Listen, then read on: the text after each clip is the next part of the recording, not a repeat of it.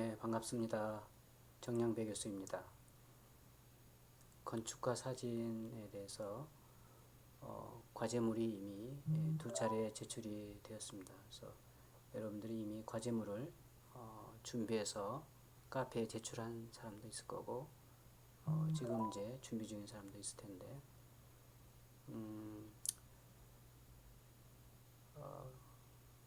학습이 다 된 사람은 카페에 제출하면 되겠습니다. 코로나19가 이제 장기화되면서 부득불 비대면 수업이 이어지고 있습니다. 이번에는 간단한 동영상을 준비를 했습니다. 이미 과제물에 제시된 빛에 대해서 또 스펙트럼에 대해서 학습을 했을 거라고 생각이 됩니다. 그 중에 우리 가시광선에 대해서 조금 살펴보는 시간을 갖고, 그 다음에 황혼 비율, 그 다음에 DDP 이런 것들을 살펴보는 시간을 갖도록 하겠습니다. 태양빛을 우리가 이제 주광이라고 얘기를 합니다. 그래서 그 태양빛의 그 파장 중에 인간의 눈으로 인지될 수 있는 범위를 이제 우리가 가시광선이다 이렇게 이해를 하고 있죠. 여기 있는 것처럼 이제 그 물체에 다 반사한 광선이 인간의 눈에 색채로 느끼는 파장의 범위를 우리가 이제 가시광선이라고 하고, 그 파장의 범위는 380에서 780 나노미터 정도가 되겠습니다. 그래서 각 색에 따른 파장의 그 숫자를 이렇게 표시를 해 놓았죠. 참고하시면 되겠고, 380에 780 나노미터가 이제 일반적인데, 이 나노미터라는 것은 10의 9승분의 1, 10의 마이너스 9승미터가 되겠죠. 그래서 굉장히 짧은 파장을 얘기한다 이렇게 보시면 되겠습니다. 그래서 여기 보면 여기 이제 빨주노초 파남보에서 가시광선이 있게 되겠고, 이 가시광선보다 파장이 긴 걸 우리가 이제 적외선, 짧은 쪽을 우리가 이제 자외선 이렇게 보면 되겠습니다. 자외선은 이제 UV선과 X선, 감마선이 이렇게 있고, 우리 인간의 이제 시야에서는 이렇게 인지를 할 수가 없죠. 그래서 이제 물론 적외선 카메라든가 이런 것들을 이제 장착을 해서 볼 수가 있게 되겠습니다. 그 다음에 이제 그 색에 있어서 빛의 합성과 색깔의 합성인데, 이제 우리가 그 RGB를 조금 기억을 해둘 필요가 있습니다. 빛의 삼원색이라고 하고, 빨간색, 녹색, 파란색, 여기 이제 삼원색이 되겠습니다. 이게 기본색이 되는 거죠. 우리가 이제 사진을 찍을 때 아름다운 사진을 찍고 그걸 이제 남기기 위해서 사진을 찍는 경우가 많죠. 특히 관광을 하게 되면 이제 국내든 해외든 관광을 나가게 되면 첫 번째 이제 우리가 생각하는 게 맛있는 먹거리죠. 맛있는 음식을 먹고, 그 다음에는 이제 즐겁게 볼 수 있는 그 볼거리가 되겠습니다.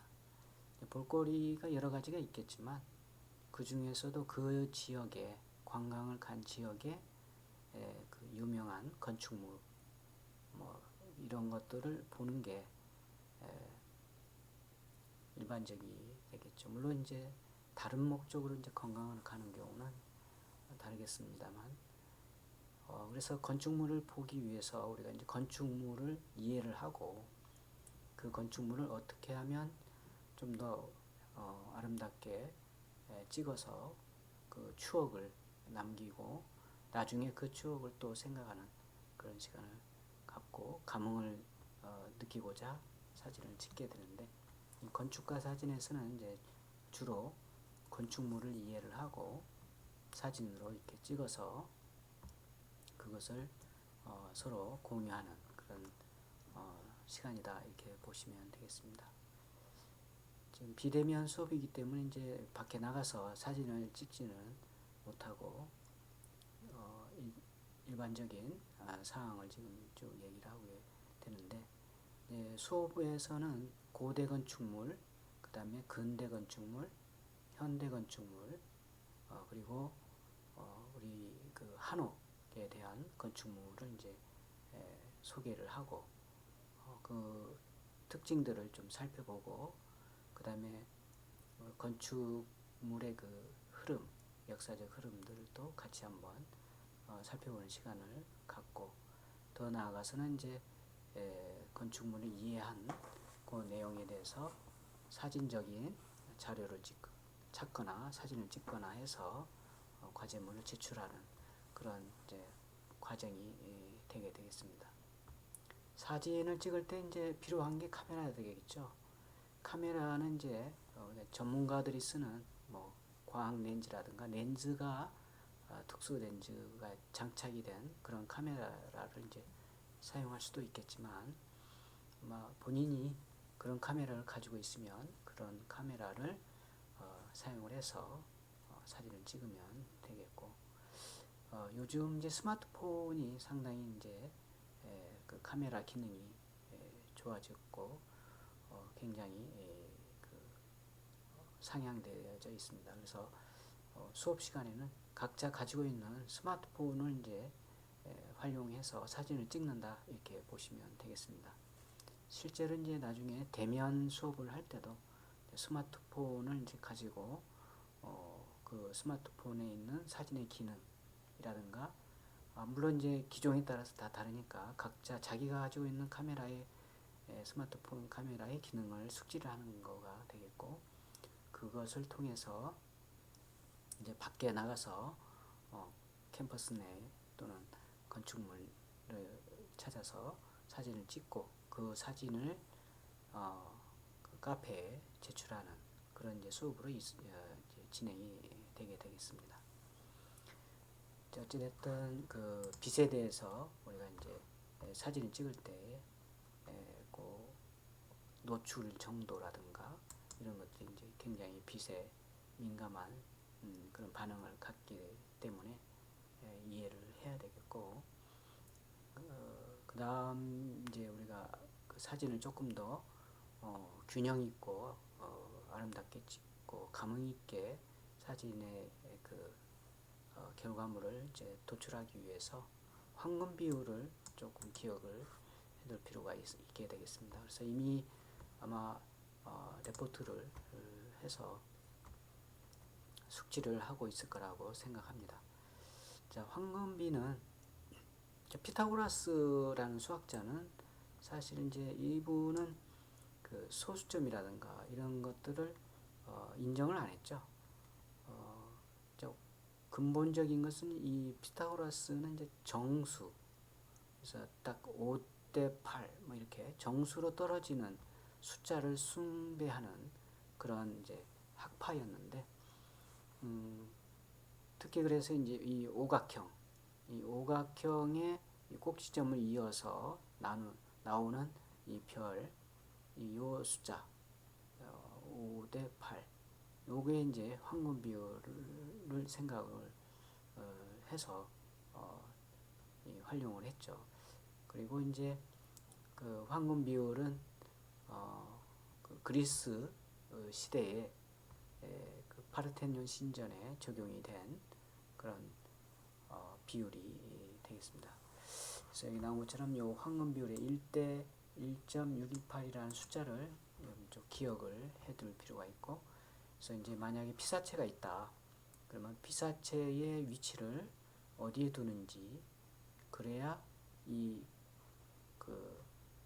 들어서 이제 이런 사진이 있게 되면 피사체를 이제 어디에 둬야 1대 1.618 정도 되는 곳에 이렇게 두면 굉장히 이제 비율이 아름답게 보여질 수가 있고 안정감을 갖게 된다 이렇게 보면 되겠습니다.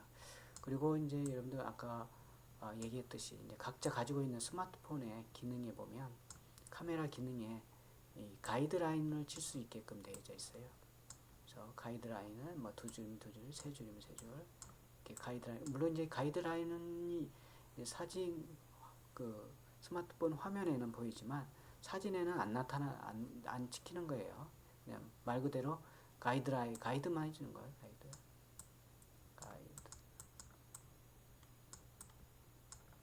가이드라인을 기본적으로 여러분들 이제 설정이 들어가서 이렇게 톱니바퀴가 있을 건데, 톱니바퀴를 눌러서 설정에 들어가면 이 가이드라인을 설정할 수 있게끔 되어 있습니다. 그래서 반드시 이 건축과 사진 수업 시간만이라도 가이드라인을 설치해서 사진을 찍도록 해보시기 바랍니다. 그러면 이 가이드라인이 있게 되면 굉장히 그 어떤 피사체가 있게 된다. 그러면 이 수평과 수직 라인이 잡히게 되면 안정감을 일단 1차적으로 갖게 되죠. 거기에 더불어서 피사체의 위치가 1대 아까 황금 비율 1.618에 해당이 되면 조금 더 이쪽 기울어졌네요. 이 정도 와야 되겠네요. 그죠? 그 안정감을 갖고 더 나아가서는 아름다움은 그런 구도를 기본적으로 잡을 수 있다. 이 두 가지만 해도 크게 사진의 그 퀄리티를 높일 수 있게 되겠습니다. 그래서 그 황금 비율의 숫자를 조금 기억을 해두기 바라고요. 그 다음에 요것은 이제 그 EBS 여기 있죠. EBS 네이버 TV 네이버 지식 백화에 나온 영상인데 요거 좀 보시고 진행을 하도록 하겠습니다.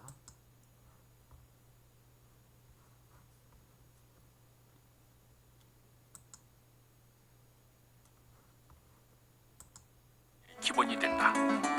아름다움을 자랑하는 그리스 신전들, 여기에는 그들이 사랑한 기하학이 숨겨져 있다. 이 거대한 원형 극장도 균형과 비례에 의해 기획됐으며 그것이 아름다운 이유는 아마도 안정감이 느껴지는 비율 때문일 것이다.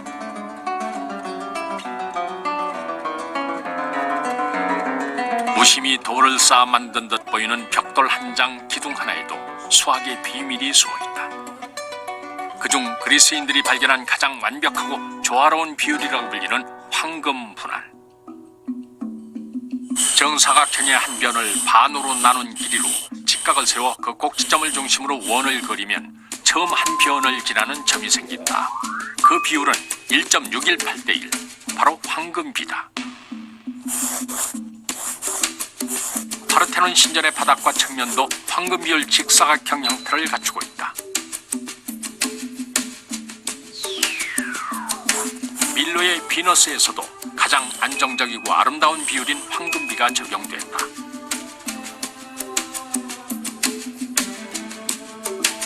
피타고라스 학파는 이 황금비를 자신 요게 지금 창이 있고 저 빛이 이렇게 밖에서 이렇게 안쪽으로 이렇게 들어오고 있죠. 예. 안쪽으로 들어오면서 빛이 그 스펙트럼 현상의 한 부분으로 분산이 되면서 이 내부에 비친다 이렇게 보면 되겠어요. 이렇게 비치게 되죠. 그러면서 이제 사진이 이 구도가 여기 이제 피사체가 이렇게 사람들이 이렇게 있고 여기가 하나 더 있고 그래서 요 비율, 그죠? 요 비율이 같이 갖게 되는 그런 비율하고 그 다음에 여기 지금 요 라인하고 요 라인 요건 이제 물론 동영상이지만 여러분들이 이제 요 사이가 이제 요렇게 해서 요렇게 가겠죠. 그죠? 이렇게 그럼 여기 만나는 점이 있을 텐데 색깔을 좀 바꿔볼까요? 여기 만나는 점이 있을 텐데 마찬가지로 한번 색깔이 어디서 바꾸는지 모르겠네. 어쨌든 여기 맞는 원근법이죠. 그래서 이렇게 가는 선과 이렇게 가는 선, 그래서 입체적으로 이 사진이 찍히게 되고, 이제 물론 이제 동영상이 일시 중지를 하고 이렇게 본 거죠. 그래서 이렇게 찍으면 상당히 우리가 사진을 입체적으로 찍을 수 있다라는 얘기를 하고 넘어갑니다. 들 학파의 상징인 오각 별골 안에서 발견했다.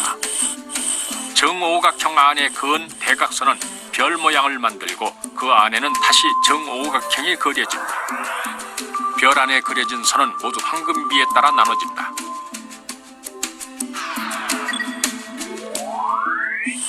피타고라스 학파의 상징이었던 오각 별골은 가장 아름다운 도형이었다.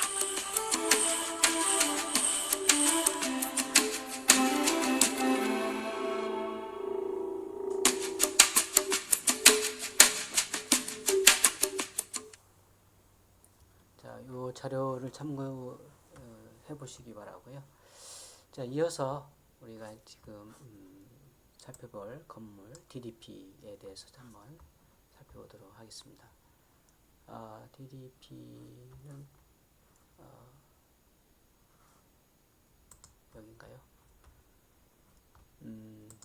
DDP의 개요인데 동대문에 있는 복합문화 공간이다, 이렇게 보시면 되겠고, 건축물을 좀 살펴보도록 하겠습니다.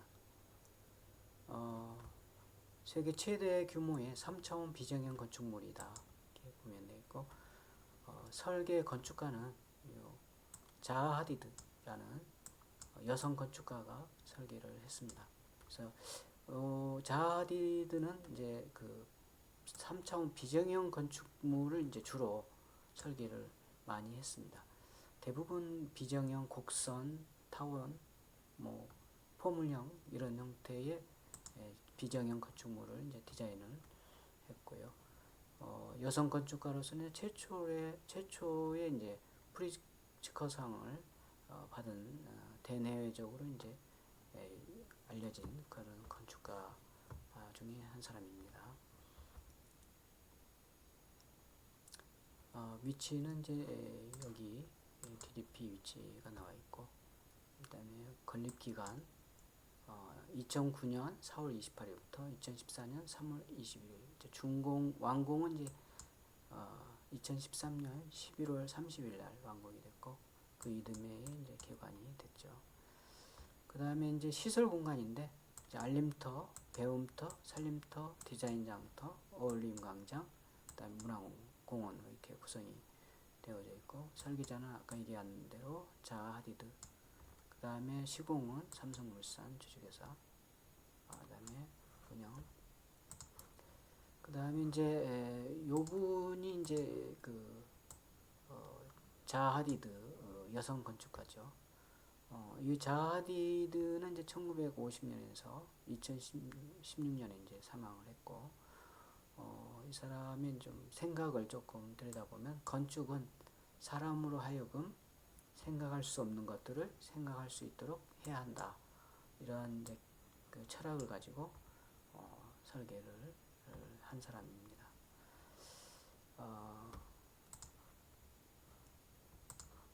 그리고 이제 DDP의 건축적인 좀 특징을 좀 살펴보면, 대한민국 최첨단 공법이 이제 총 집약이 됐다.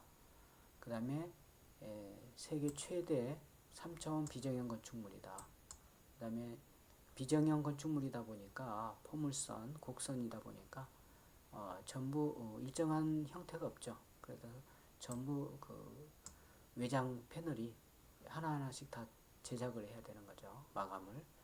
그래서 여기 나온 것처럼 45,133장이 각각 다르게 제작이 됐다는 거. 그 다음에 내부, 외부 직선이 없고 벽 하나 없는 그런 건축물이다. 그 다음에 5가지 건축적 기술을 이제 도입이 된 그런 최첨단 공법이 도입된 그런 건축물이고, 종이로만 그려낸 DDP를 실제로 구현을 했다는 거. 이게 이제 특징이 되겠습니다. 그래서 이제 그 5가지 그 건축적 기법을 좀 보면, 첫 번째 3차원 첨단 설계 기법이 도입이 됐습니다. 그래서 3차원 첨단 설계 기법 중에 이제 그 BIM이 이제 도입이 됐는데, 요 BIM이라는 것은 3차원 입체 설계를 하는 걸 이제 BIM이다, 그런 방식을 이제 BIM이다 이렇게 얘기를 하고, 빌딩 인포메이션 모델링의 약자가 되겠습니다. 그래서 3차원적으로 설계와 시공이 관리된 그런 설계 기법이다 이렇게 보시면 되겠고, 그 다음에 메가트러스 공법이 적용이 됐다.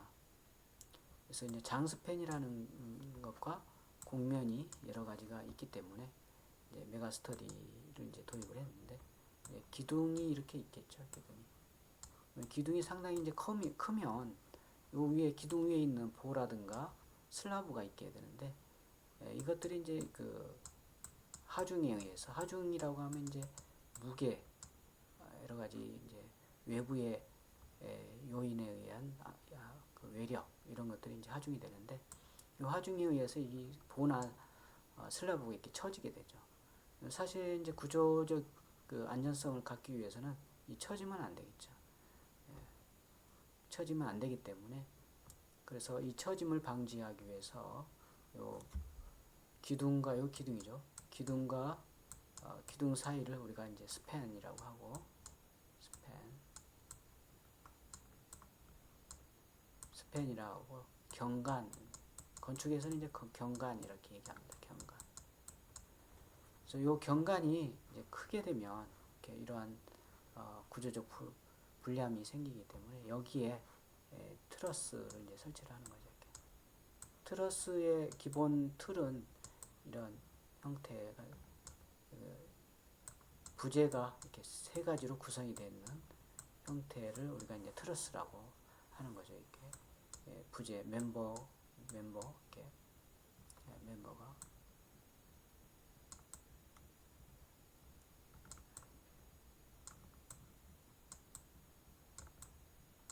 부재 구조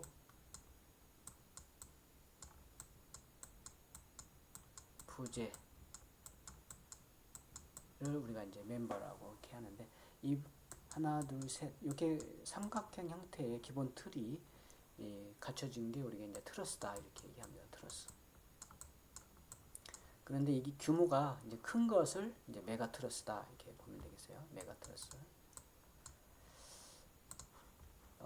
그래서 여기 나온 것처럼 이제 그 스페이스 프레임으로 장스팬과 곡면을 구현한 그런 캔틸레버 방식의 스페이스 프레임을 이제 지지하는 그런 건축물이 아닌 교량 등의 큰 구조물에 들어가는 그런 메가트러스를 사용했다.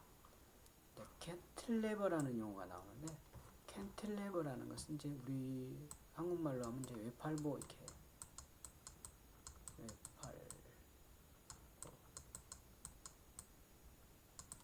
그래서 보는 뭐냐? 빔 얘기합니다. 빔.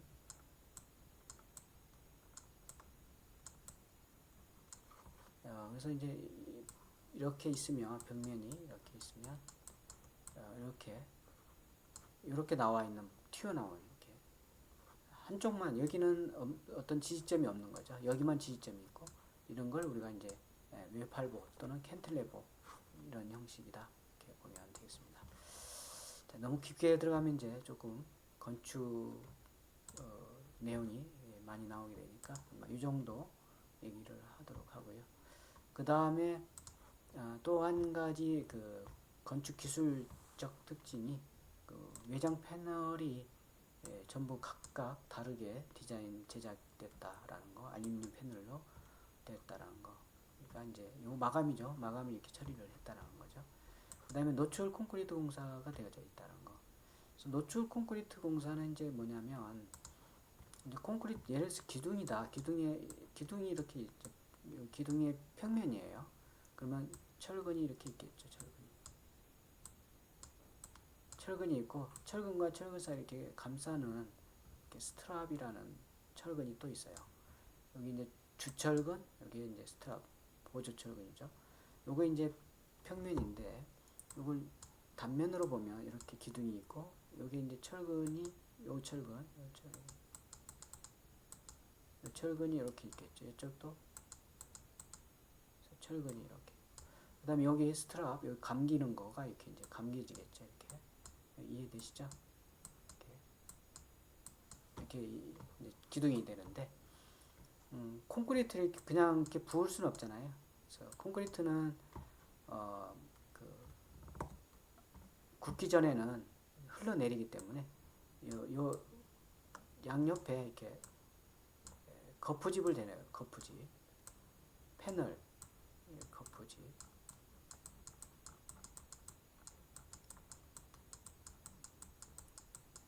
거푸집은 이제 뭐 목재도 있고 뭐 그 알루미늄도 있고 뭐그 플라스틱도 있고 여러 가지 거푸집 형태가 있는데 어쨌든 거푸집을 대고 그 다음에 콘크리트를 부어 물론 이제 철근 배관을 하고 콘크리트 이제 부어 넣은 다음에 이 콘크리트가 굳게 되죠. 콘크리트가 굳으면 이제 나중에 이 거푸집을 띄어내는 거죠. 거푸집을 띄어내면 이제 좀 여기가 표면이 거푸집을 띄어냈으니까 약간 이렇게 울퉁불퉁하겠죠. 이 상태를 그냥 두는 걸 우리가 이제 노출 콘크리트다, 노출 콘크리트 공사다 이렇게 얘기하죠. 노출 콘크리트 공사. 여기 어디 있나요? 여기 있네요. 노출 콘크리트는 거푸집을 떼어낸 콘크리트 표면에 별도의 마감이 없고 마감을 하지 않고 콘크리트 구조체를 그대로 노출하는 마감. 우리가 이제 그걸 노출 콘크리트다 이렇게 보고 있습니다. 참고로 이제 콘크리트는 뭐냐? 콘크리트는 어떻게 구성이 돼요? 모래하고, 그죠? 모래, 자갈,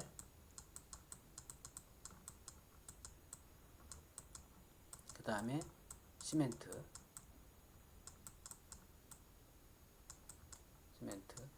여기에 이제 물이 들어가는 거죠.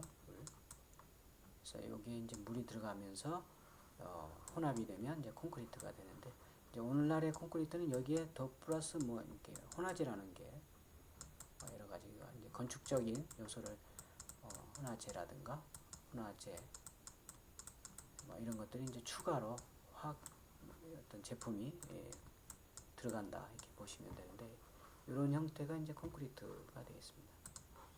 그 다음에 이제 3차원 비정형 곡면이 구현된 마감 공사가 되어져 있다라는 게 이제 건축적 특징이 되겠습니다. 자, 이제 개요를 어느 정도, 요 개요가 이제 중요한 이유가 여러분 이제 앞으로 과제물을 쓸 때 건축물을 어떤 특정 건축물을 여러분들이 이제 선정을 해서 자료를 조사하거나 사진을 찍거나 해서 이제 과제물을 제출하거나 발표를 할 텐데 그럴 때에 이 건축의 기본적인 개요를 이 정도는 살펴봐 줘야 되는 거죠. 그래야 여러분들 사진 찍을 때 아는 만큼 더 그 건축물을 감상할 수가 있게 됩니다. 그 다음에 이제 층별 좀 건축물의 구성을 좀 보면 바깥에서 보면 이렇게 구성이 되어져 있네요. 살림부터 배움, 광장, 그 다음에 이제 지하 3층 주차장, 2층 주차장과 알림, 전시관, 둘레길, 그 다음에 1층 지하 1층 주차장과 둘레길, 그 다음에 1층에 보면 이제 디자인숍, 광장, 둘레길 이렇게 기념. 2층에 보면 이렇게 박물관, 둘레길 이렇게 되어져 있고 3층 나눔관, 쉼터 이렇게 되어 있고 4층 이렇게 되어져 있습니다. 여기서 이제 층별, 근데 사실 이 실제로 가보면 이 층별 구분이 그렇게 느껴지지 않을 정도로 자연스럽게 계단을 이렇게 동선이 이어지게 됩니다. 동선이라고 하면 건축에서 얘기하는 사람이 움직이게 되는 그런 선을 우리가 이제 동선이라 이렇게 얘기를 하죠. 일반적인 내용만 살펴보면 그렇습니다. 그 다음에 이제 대피 공간.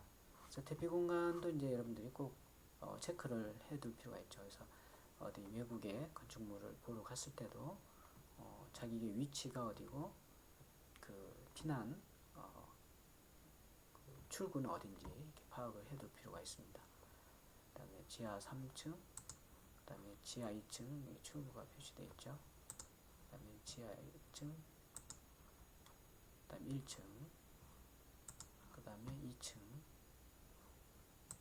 그다음에 3층, 4층까지 출구를 대피 동선을 확인을 해둘 필요가 있고, 그 다음에 이제 그 DDP 건축물의 좀 갤러리를 보면,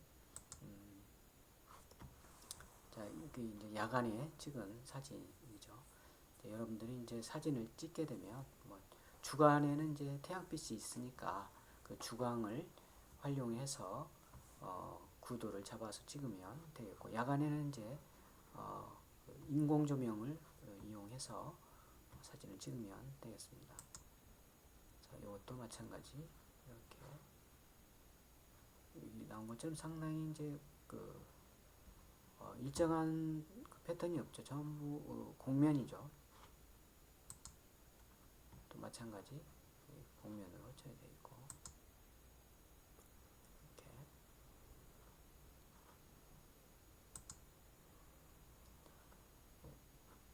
마찬가지입니다. 그다음 내부도 사진을 찍을 때 이렇게 아까도 얘기했듯이 요 수직, 요 수직을 여기를 맞출까? 여기를 맞출까? 여기를 맞춰서 이제 요거 찍은 거죠. 자, 저희가 이제 보는 시각에 따라서 그 가이드라인을 활용을 해주면 되겠습니다. 이것도 마찬가지죠. 이것도 지금 여기를 이렇게 수직 라인을 지금 맞췄죠, 그죠? 굉장히 이걸 맞춤으로 인해서 그 사진이 안정적으로 감상할 수 있다라는 겁니다. 또 마찬가지죠. 이렇게 또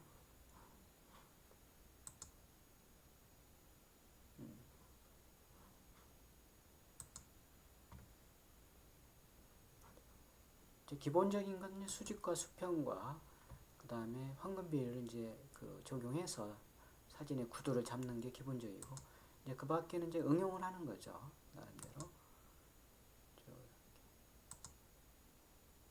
여기까지가 이제 DDP 관련된 소개가 되겠습니다. 그리고 이제 여러분들이 실제로 동대문에 가게 되면 본인의 카메라로 찍어서 수업 시간 중에 갈 수 있을지 없을지 모르겠습니다만, 코로나19 때문에 어쨌든 나중에라도 가게 되면 좀 좋은 사진을 찍어서 좋은 추억으로 담아 간직하시기 바랍니다. 그 다음에 이제 이 DDP가 이제 이런 비정형 곡면 건축물이 되겠는데, 요 이제 스페인의 그 빌바오라는 도시에 있는 구게마임이라는 미술관이 있어요. 요 스페인에 있는 요 구게마임 미술관도 비정형 곡면 그 건축물이 됩니다. 요것은 이제 그 누가 설계를 했냐면 이제 프랭크 게리라는 사람이 설계를 했어요. 그래서 이 사람에 의해서 이제 설계를 했는데, 이 사람의 작품 중에는 이제 여기 구게마임 미술관과 디즈니 콘서트홀을 같이 한번 살펴보도록 할 건데, 좀 이렇게 돼 있죠. 그 다음에 여기 구게마임 빌바오 뮤지엄 이렇게 돼 있어서 이게 이제 정문 형태가 되겠습니다. 이게 이제 사진을 그 수평과 수직을 이렇게 잡아서 사진을 찍었죠.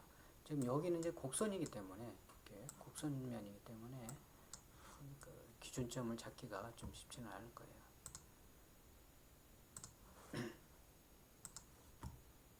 마찬가지 빌바오 건축물이 됩니다.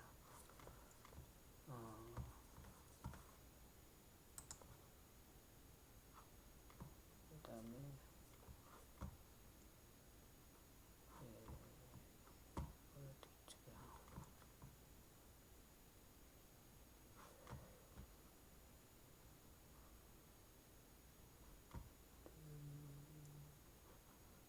요 빌바오에 대한 것이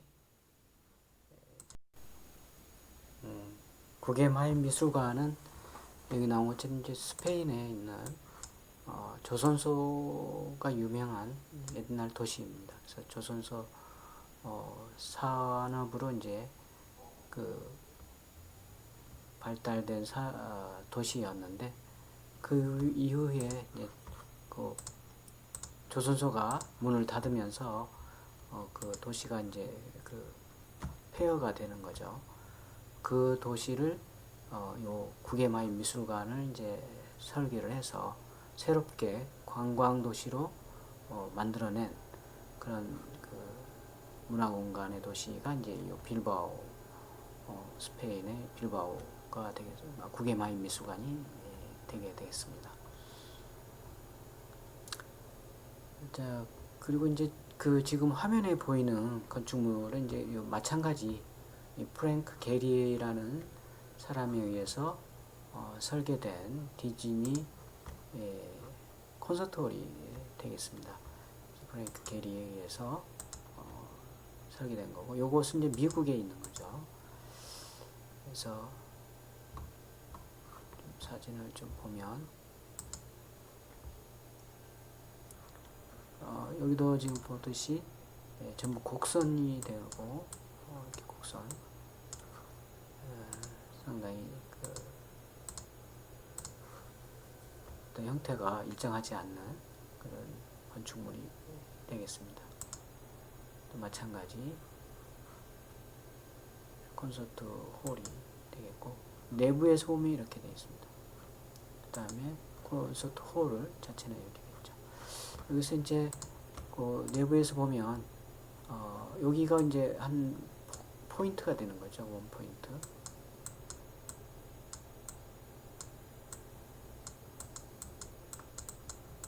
원 포인트가 되면서 이렇게 이렇게 그죠? 이렇게 그래서 이제 원근법을 지금 그 사용을 원근법 중에서도 이제 원 포인트를 적용시켜서 사진을 찍은 형태가 이제 되겠습니다. 그래서 그 나중에 여러분들이 이제 원근법에 대해서도 학습을 할 기회가 있을 텐데, 이것도 마찬가지죠. 그래서 이것도 마찬가지로 원포인트 원근법을 이렇게 써서 원근법을 써서 사진을 찍은 거죠. 이 같은 경우는 이제 좌우 대칭, 상하 대칭은 아니네요, 그죠? 좌우 대칭은 되는데, 근데 그래도 이제 이 실내 요 마감의 곡선이 이렇게 존재를 하죠. 이렇게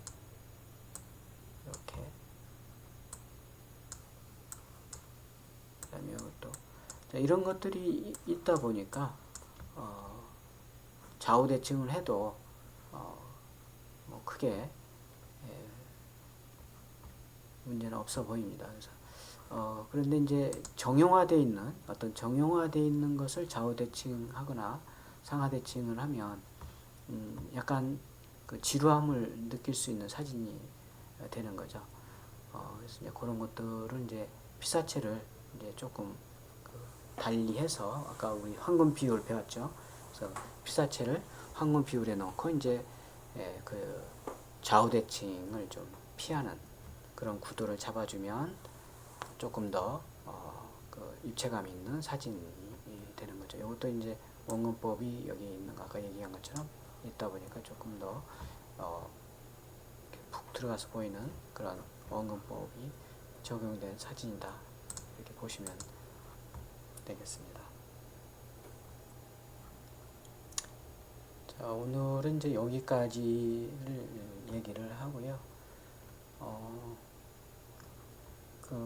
요 동영상에서 나오는 얘기 중에 그 한 5문제 정도 퀴즈가 나갈 겁니다. 그래서 이 퀴즈는 그 학교 홈페이지에 있는 IUK 강장 대학 자료실에 퀴즈 문제를 공지를 할 겁니다. 그러면 여러분들이 그 퀴즈를 공지된 퀴즈를 보고 그 답을 카페에 제출하면 되겠습니다. 카페는 뭐 이미 여러분들 그 가입을 했을 텐데 요 건축가 사진이라는 폴더에 들어가 가지고 그죠? 퀴즈 답, 뭐 그다음에 홍길동 학생 본인의 각자 이름을 쓰면 되겠죠. 그다음에 여기다가 1번 답은 뭐, 2번 답은 뭐 이렇게 해서 쭉 해서 5번 답은 뭐 여기까지 써서 제출해주면 되겠습니다. 아직까지 카페에 가입이 안 된 사람은 카페에 가입을 하시기 바랍니다. 그리고 과제물은 요 건축가 사진이라는 요 공간에 들어가서 랩법 제출 공간에 들어간 건축가 사진에 들어가서 여기 있죠. 건축가 사진에 들어가서 제출을 하면 되겠습니다. 자, 여기까지 하고 다음 시간에 또 보도록 하겠습니다. 자, 마치도록 하겠습니다. 수고하셨습니다.